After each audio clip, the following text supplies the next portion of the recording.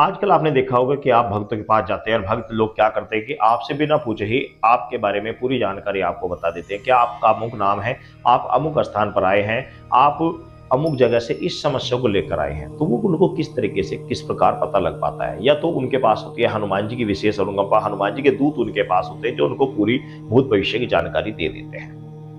लेकिन हनुमान जी की जब आप श्रद्धा विश्वास से सेवा करते हैं तो हनुमान जी के दूत आपको प्राप्त हो जाते हैं। लेकिन यदि आपके पास इस तरह के दूत नहीं है तो आप चाहते हैं कि मैं भी लोगों की समस्या का समाधान कर सकूं, मैं भी लोगों के बारे में बिना उनके बताए उनको बता सकूं और लोगों को बताकर मैं अचंभित कर सकूं। तो इसके लिए कर्ण पिशाचिनी साधना का लोक साधक उसका अनुसरण करते हैं और कर्ण पिशाचिनी की साधना करते हैं। तो कर्ण पिशाचिनी की एक सरल साधना मैं आपको बता दे रहा हूँ, बिल्कुल सरल साधना है।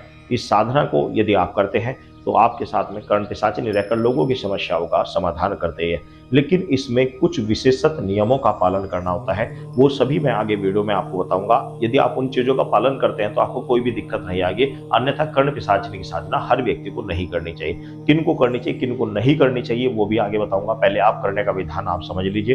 कर्ण पिशाचिनी साधना करने के लिए आपने किसी भी नवरात्रि के प्रथम दिन से, चाहे गुप्त नवरात्रि हो या प्रत्यक्ष नवरात्रि हो, किसी भी नवरात्रि के प्रथम दिन से आपने आपने घर में अपने घर पूजा स्थान पर बैठकर थोड़ा सा जल आपने ले लेना है और जल के साथ में थोड़ा आपने चावल रख लेना, बोलना है कि मैं अपना नाम, अपने पिता का नाम, अपना स्थान बोलना है कि मैं कर्ण पिशाचिनी, हे देवी कर्ण पिशाचिनी। एक बात और आपको बता रहा हूँ कि कर्ण पिशाचिनी को हमेशा हमेशा जब भी साधना करें तो अपनी बहन, अपनी बेटी या फिर अपनी भाभी के रूप में आप साधना करें। पत्नी के रूप में कदापि नहीं करना चाहिए। और पत्नी के रूप में करना है तो कौन व्यक्ति कर सकते हैं वो भी बता रहा हूँ। वो कर सकते हैं वो जिनकी शादी नहीं हुई भी है, वो कर्ण पिशाचिनी को अपने पत्नी रूप में भी कर सकते हैं। लेकिन जिनकी शादी नहीं हो रही है वो कर सकते हैं। सिर्फ संकल्प लेना है और बोलना है कि मैं आपके 1,00,000 मंत्र का जाप करने का संकल्प लेता हूं। आपने दिन बोलना है कि कितने दिन में करूंगा, 21 दिन में करूंगा, 41 दिन में करूंगा और उतने दिन में मैं इतने मंत्रों का जाप करूंगा। और आपने जल आपने छोड़ देना है। अब आपने ये संकल्प आपका कंप्लीट हो गया। इसके बाद आपने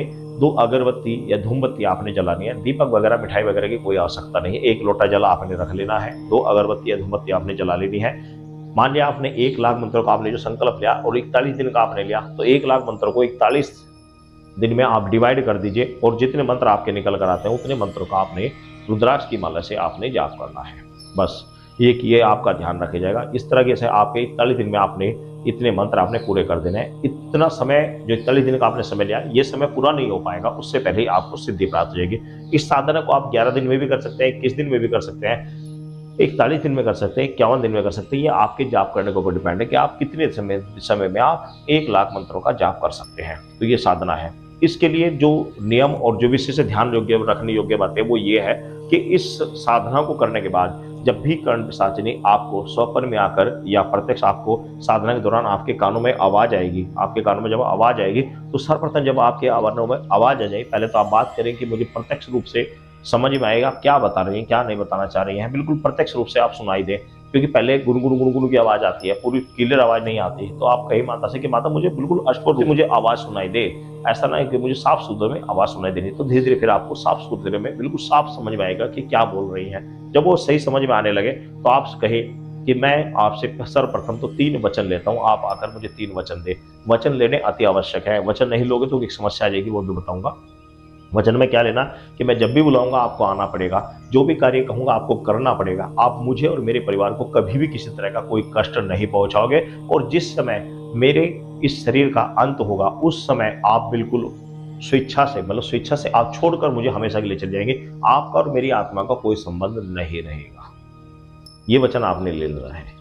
3 वचन आपने ध्यान से समझ लेना। इन तीनों वचनों को लेना अति आवश्यक है, क्योंकि अगर यदि साधक इस साधना को रखते हुए और अंत में ऐसे ही मर जाता है, बिना वचन के ही मर जाता है, तो कर्ण पिशाचिनी क्या करते हैं, उसकी आत्मा को फिर बाद में अपने साथ रखते हैं और अपने साथ रखकर उसको अपने अधीन रखकर चलाती है।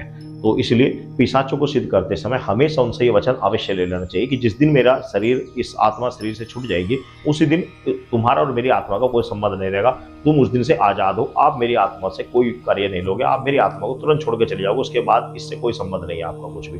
वचन लेने अति आवश्यक होते हैं। तो तीनों वचन आप ले लीजिए और जो साधक को ये वचन लेने अति आवश्यक है, क्योंकि अगर ये साधक वचन नहीं लेगा तो मान लिया आप ग्रस्त में है, तो आपकी जो पत्नी है वो बीमार रहने शुरू हो जाएगी, वो परेशान होने शुरू हो जाएगी, यदि आप उसे पत्नी रूप में मोहित होने शुरू हो गए। क्योंकि साधक क्या करता है कि जब लोग इनसे बात करता रहता है तो इसकी तरफ आकर्षित होना प्रारंभ हो जाता है, मीठी आवाज को सुनकर इसकी ओर आकर्षित होना शुरू हो जाता है। जब आकर्षित होना शुरू हो जाता है तो कहीं ना कहीं मन में काम वासना जागृत होती है। जब वो जागृत होती है तो शक्ति फिर उसको परेशान करती है, उसकी पत्नी को परेशान करते हैं, पत्नी को परेशान करेगी, घर में लड़ाई झगड़ा होगा तो वो दूर रहने की कोशिश करेगा और उस अपनी शक्ति से बात करता रहेगा, उसी के साथ घुल मिल कर रहेगा, ना कि परिवार वालों के साथ। क्योंकि ये चीज मेरे पास एक साधक है, उनके साथ में मैंने प्रत्यक्ष देखा है, प्रत्यक्ष अनुभव किया है, उसी आधार पर मैं सब चीज आपको बता रहा हूँ। तो ये जो साधना है मैंने जानकारी के लिए आपको बता दी, अपने गुरु के सानिध्य में साधना को आप अवश्य करके देखें। आपकी जिस भी विषय के बारे में जो भी जानना चाहेंगे आपको सब कुछ ये शक्ति कर्ण पिशाचिनी सब कुछ बताएंगे। इसमें कोई आपको कोई मिठाई या दीपक इत्यादि जलाने की आवश्यकता नहीं है। जितने दिन का संकल्प लिया उतने दिन में कर्ण पिशाचिनी आपके कानों में आकर बताना प्रारंभ कर देंगे। फिर जब कभी भी आपको आवश्यकता पड़े आप कर्ण पिशाचिनी का ध्यान करें, और कर्ण पिशाचिनी का ध्यान करते साथ ही आप इस मंत्र का सिर्फ और सिर्फ 21 बार मंत्र का जाप करना है, और अपने दाहिने कान पर आपने हाथ रखना है और आह्वान करना है, कर्ण पिशाचिनी मुझे अमुक व्यक्ति के बारे में बताने की कृपा करें। तो इस तरीके से शुरू में इस तरह कान पे हाथ रखना पड़ेगा ताकि बाहर का शोर शराबा ना सुने। उसके बाद में तो आपको बस कान आपको मंत्र पढ़ना है और कान में आपके बताना शुरू कर देंगे, आप दूसरे को बिना बताए बताना शुरू कर देंगे। तो इस तरीके से आप बता सकते हैं। पहला मंत्र सुन लीजिए। मंत्र है ओम कर्ण पिशाचिनी पिंगल लोचने स्वाहा। ओम कर्ण पिशाचिनी पिंगल लोचने स्वाहा। बहुत छोटा सा मंत्र है। इस मंत्र को आप 1 लाख सवा लाख मंत्र जाप करें, ज्यादा दिन नहीं। हम तो 11 दिन में कंप्लीट कर लेते हैं, और 11 दिन से भी कम में कर लेते हैं। 11 दिन का संकल्प लेकर आराम से कर लेते हैं। 10-11 हजार मंत्र हमारे लिए आराम से कर लेते हैं। एक दिन में कोई बड़ी बात नहीं आती, 2-3 घंटे में हो जाते हैं।